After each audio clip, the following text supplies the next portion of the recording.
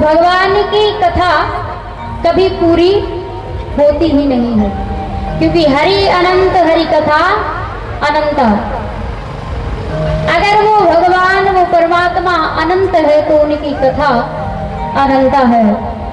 कथा हमेशा विश्राम होती है, खत्म कभी होती ही नहीं है। और ये भागवत महापुराण जो है, व्यास जी ने बहुत सुंदर इसको सजाया है,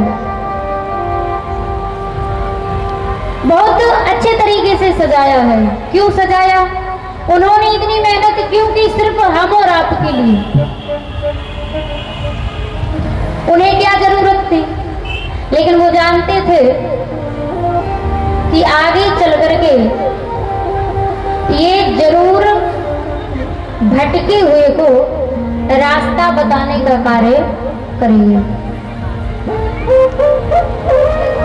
तो भागवत महापुराण में एक नहीं 18,000 श्लोक बड़े सुंदर तरीके से वेद व्यास जी ने दिए हैं।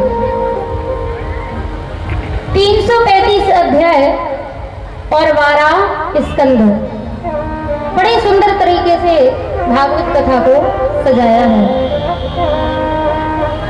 तो आइए चलते हैं भगवान की कथा की तरफ, क्योंकि कथा बहुत पीछे छूट चुकी है।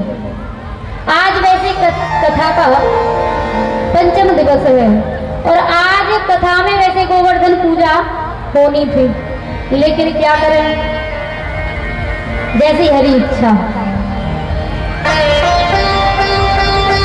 तो एक नहीं कई कथाएं छोड़ते हुए हम सबको प्रणाम करते हुए,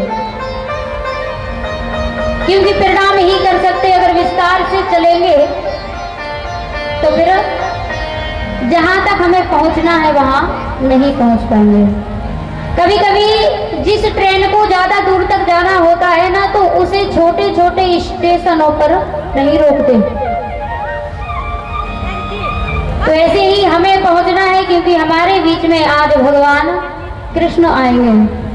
तो वहां तक अगर हमें पहुंचना है तो छोटे छोटे स्टेशनों पर नहीं रोक पाएंगे। इधर श्री सुखदेव जी महाराज राजा परीक्षित को कथा श्रवण कराते अनेक भक्तों का चरित्र वर्णन किया, अनेक भक्तों की कथा को सुनाते हैं और एक कथा बड़े सुंदर तरीके से सुनाते हैं और कहते हैं, परीक्षित, हमने आपको जो कथा श्रवण कराई है, परीक्षित ने कहा, कौन सी? सुखदेव जी ने कहा कि मैंने आपको बताया है कि मनु महाराज की 5 संतानें हुई। उत्तानपाद जो पुत्र का नाम था, उनके यहाँ भगवान के बहुत बड़े भक्त आए, जिसका नाम आप सब जानते हैं और कथा आप सब जानते हैं। उनका नाम है ध्रुव जी महाराज, और उनका दूसरा पुत्र है, उसका नाम है प्रियव्रत।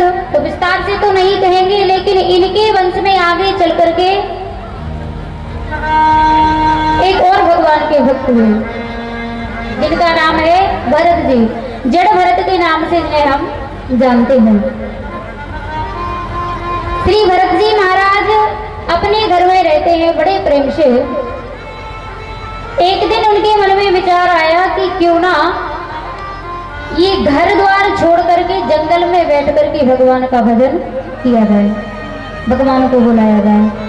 क्योंकि घर में जब वो भजन करने के लिए बैठे थे, कहीं कोई आ रहा है, कहीं कोई आ रहा है, तो उन्होंने सोचा कि एकांत में जाकर के जो भगवान का नाम लिया जा सकता है, वो घर में बैठ करके नहीं ले सकते।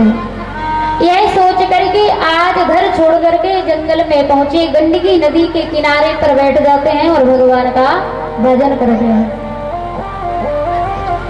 और जिसको परमात्मा से कुछ नहीं चाहिए, जिसकी इच्छाएं मर चुकी हो, जिसकी इच्छाएं खत्म हो चुकी हो, तो फिर उसे किसी चीज की जरूरत नहीं होती। और भगवान से अगर किसी चीज की इच्छा ही नहीं है, तो भगवान से कभी भी हमें शिकायत नहीं होगी।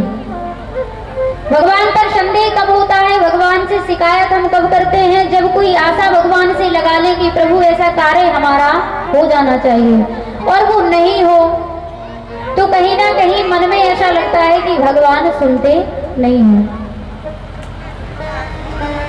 तो आज भरत जी के साथ ऐसा नहीं हुआ। लिखा है कि चाह गई चिंता नसी मनवा वे परवाए, और जिसको कुछ ना चाहिए सो ही शहंशाह। इन्हें कुछ नहीं चाहिए सो बड़े अपने मन में मग्न रहते हैं, बड़े प्रेम से माला को पूरा करते रहते हैं। लेकिन एक दिन ऐसी घटना घटी कि इनके जीवन में धीरे धीरे धीरे धीरे माला कम होने लगी। कैसे? एक दिन की बात है, माला लेकर के जैसे ही भरत जी महाराज नदी के तट पर बैठे और जैसे ही इन्होंने भगवान का नाम लेना प्रारंभ किया तो इन्होंने देखा कि जिस नदी के तट पर भरत जी बैठे हुए थे उसी नदी में एक हिरणी पानी पीने के लिए आती है। प्यास से व्याकुल दौड़ते हुए आई और नदी में पानी पीने लगी। और जैसे ही हिरनी पानी पीने लगी, जैसे ही झुकी पानी पीने के लिए, उधर